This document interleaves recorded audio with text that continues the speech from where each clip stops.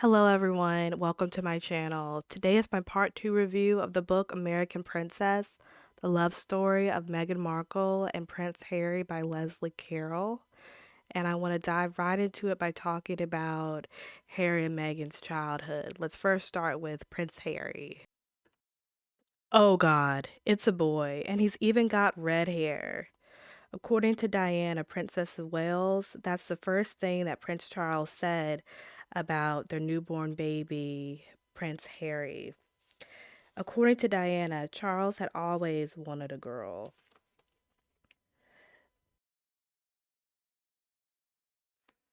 In English history, there have been several royal members who were famously redheaded. It includes the infamous Henry VIII, as well as Henry's daughters, Mary I and the legendary Elizabeth I, plus their Stuart cousin, Mary Queen of Scots, were all redheads. Diana and Charles's relationship was shaky from the start.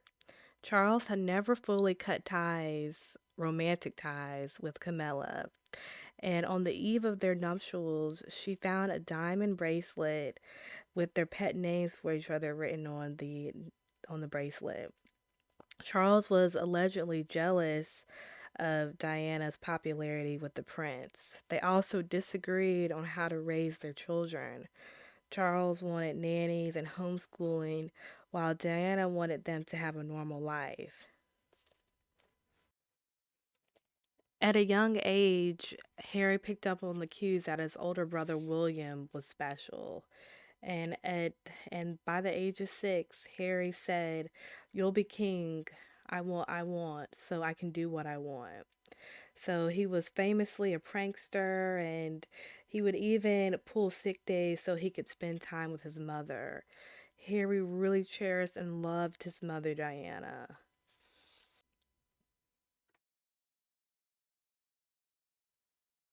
On August 28, 1996, Diana and Charles' divorce decree was officially finalized, and Diana announced that she wanted to step away and retire from public life and spend more time on charitable issues and issues close to her heart.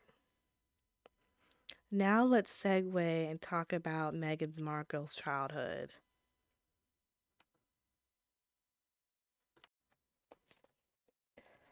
On August 4th, 1981, Rachel Meghan Markle was born in Los Angeles, California, to Doria Lois Ragland and her husband, Thomas Markle. I personally thought that Meghan Markle had a very interesting childhood. So her parents met in the late 1970s when Thomas was a divorced father who was working as a lighting director on the popular ABC soap opera General Hospital. And Doria Raglan was a sweet assistant makeup artist. He says, and I quote directly from the book, "I think he was drawn to her sweet eyes and her afro, plus their shared love of antiques." Meghan Markle would later write an essay for Elle UK about growing up biracial. Thomas was 35 and Doria then was 23 when they married on December 23rd, 1979. Before Meghan Markle, Thomas, her father, was described as being a workaholic, but that all changed when Meghan was born. And he loved Meghan, and he always referred to her as daddy's girl. And and it seems like that's what she was when she was growing up, but she really was a daddy's girl. And they talk about how many photos he took of Meghan when she was younger.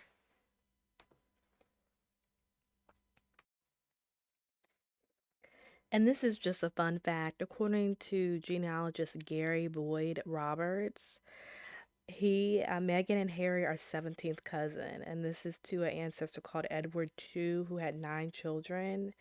One of Edward's descendants was an ancestor of Meghan's father, Reverend William Skipper.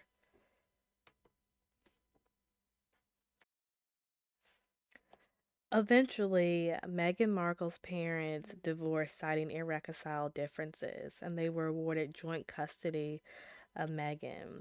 And the agreement was that she would reside mainly with her mother and spend some weeks as well as summer holidays with her father, similar to Prince Harry's situation after her parents were divorced.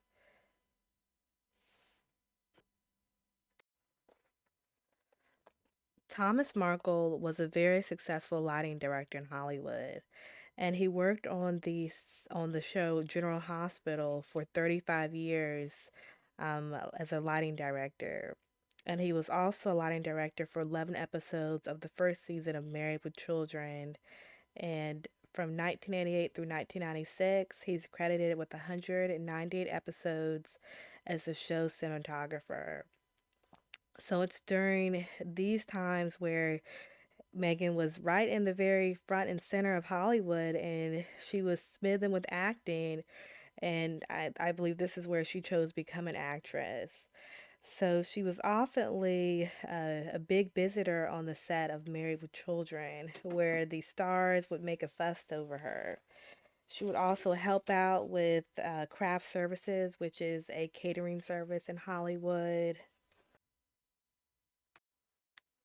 Megan is definitely a California girl, and she had a great education. She enrolled in Hollywood's Little Red Grammar School, a private grammar school from pre-K to sixth grade.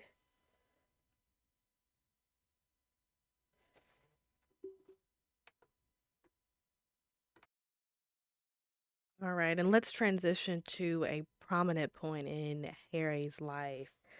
So, on August 30th, Diana was staying at the Hotel Ritz, which was a property owned by Mohammed Al Fayed, which was a guy she was seeing at that time. And late that evening, they needed a driver. And so a guy named Henry Paul was the Ritz's chief of security. And he was off duty and had actually spent several hours drinking pasties. He had also been taking the antidepressants Prozac and Typrodol. And with no other driver available, he was kind of harassed in the service to get behind the wheel and drive a Mercedes 220 SL that the Ritz employed to very anxious and VIP guests. He also did not even possess a traditional chauffeur's license, and he was credentialed to drive the armored Mercedes, but did not have the special reliance license required under the French law to drive high-powered vehicles. So late that Saturday night, with the blood alcohol level that was over 3 times above the legal limit for drinking and driving, combined with the medications he'd been taking for depression, he was speeding through Paris Point d'Alma tunnel, where he was pursued by paparazzi and he lost control of the Mercedes and it was crushed. So Diana was treated at the crash site, although she lost her conscious, and she was rushed to the Petit Sepulchre Hospital. I apologize if I said that incorrectly.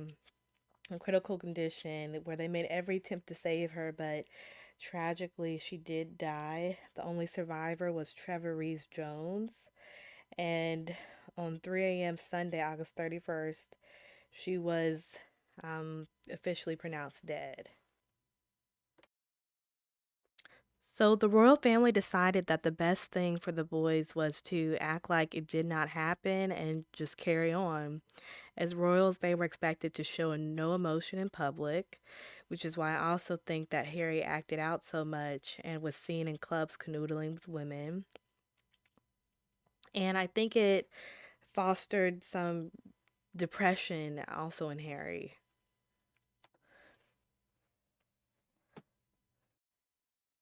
And I also want to talk about another prominent part in Megan's life that really shaped her in terms of having heart and charitable causes. So, Megan went to the famed Immaculate Heart High School, which is actually founded by Catholic nuns. It's an all girls college prep school dedicated to intellectual, spiritual, moral, and social developments of young women. and it's beautifully located with Spanish colonial style stucco buildings and red tiled roofs. And it is a private school with some very famous alumni. The school boasts some very famous alumni, including supermodel Tyra Banks and the television actress Mary Tyler Moore. Meghan Markle, she's not Catholic, and she was not raised in the Catholic faith, but this was a really great private school for her.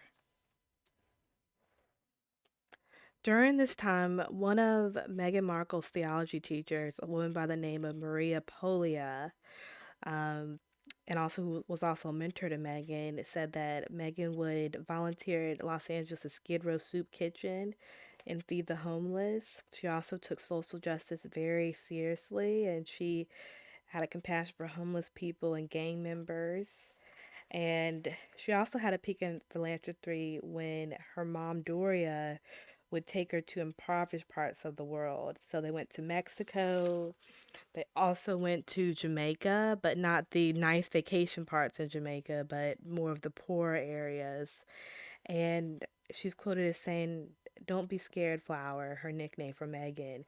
Be aware, but don't be afraid.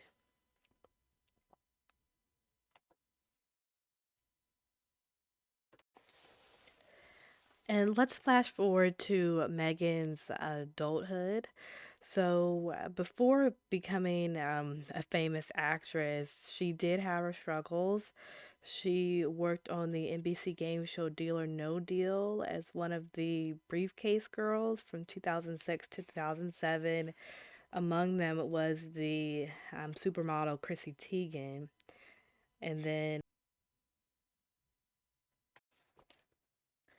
So she was able to book a few one-time guest spots on popular TV shows like Castle, 90210, CSI New York. She also had a few blink and you miss it roles on movies, and she was also in the big budget feature Remember Me and Horrible Bosses. And she did have an appearance in Get Him to Greek, but she didn't even have a get credit for that role. So she also met Trevor Ingleson, which was her first husband. They began dating in 2004.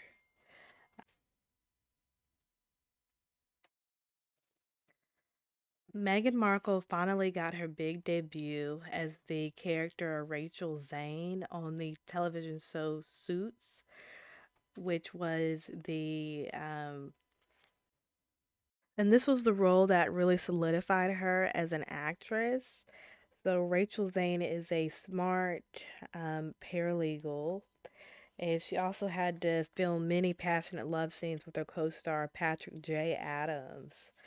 And during this time, it put a big strain on her marriage when she was filming Suits. So she did marry Trevor on September 10th of 2011 in Ocho Rios, Jamaica, and he had to stay back home in Los Angeles as a production assistant working on television shows while she had a rigorous filming schedule up in Toronto. And so it really put a strain on their marriage. So even with the success of Suits, it did put a big strain on her personal life.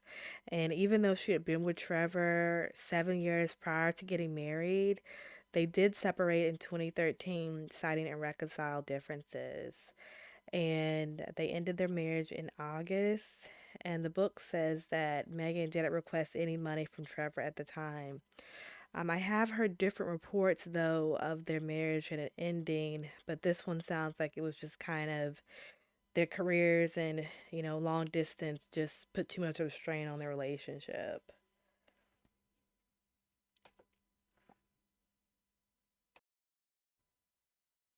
So for Harry's personal life, he had a long-term girlfriend by the name of Chelsea Davy, and he also had several deployments in the military. Um, and on December 14th of 2007, He actually did go to the province of Helmand, which is a Taliban stronghold, and his army number was, or his army name was Window 67 to monitor his movements. And one thing that I thought was interesting was it said that while he was deployed, he didn't receive the royal treatment, and he was very delighted for that. His girlfriend, Chelsea Davy, was a very private person, and she reportedly didn't like the all the reporters and just the public life of royal life, and they eventually split up.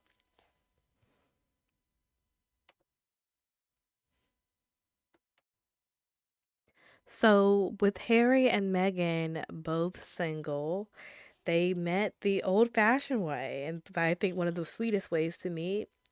They were set up on a blind date by a mutual friend, and it was a childhood friend of Harry by the name of Violet von Westenholz. And she's actually the daughter of Olympic skier Baron Piers, who was a close friend to Prince Charles. And she knew Meghan from they crossed paths because she did PR work with the Ralph Lauren fashion house, and that's how she had met Meghan. And so they went on this blind date, and the rest is history. Evidently, Harry was immediately smitten and knew that she was the one. And it says that he said Harry was beautifully surprised. Eventually, Harry asked Meghan Markle to marry him. And the ring is very beautiful, and the story behind it is even more beautiful than the ring. Harry actually designed the engagement ring himself in partnership with the Majesty's Jeweler Cleve and Company, and Meghan was touched by it. So the band is a simple circle of Welsh yellow gold, which is Meghan's favorite, with three diamonds. The center diamond came from Botswana, which has great sentimental significance to Harry. And the little diamonds on either side are from his mother's jewelry collection. Isn't that so sweet? To make sure that she's with us on their crazy journey of marriage together. That is just so beautiful, y'all.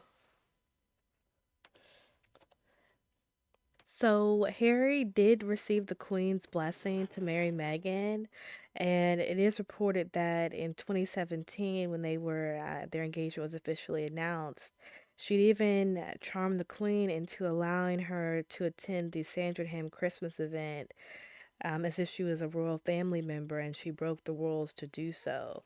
And dogs are considered the best judge of character, and it's even noted that the corgis took to her straight away.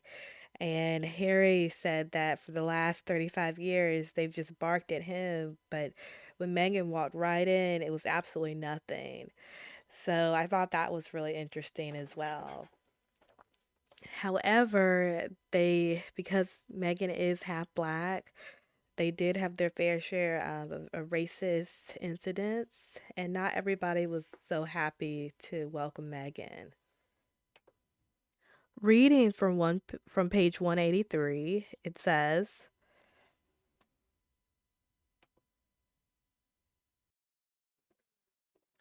so while Meghan was attending the Sandringham Christmas events, Princess Michael of Kent actually wore a large, shiny blackamoor brooch pinned to her white jacket. All right, it's time for a history lesson. So the blackamoors were African slave children who were brought to the British royal courts mostly during the 17th and 18th century.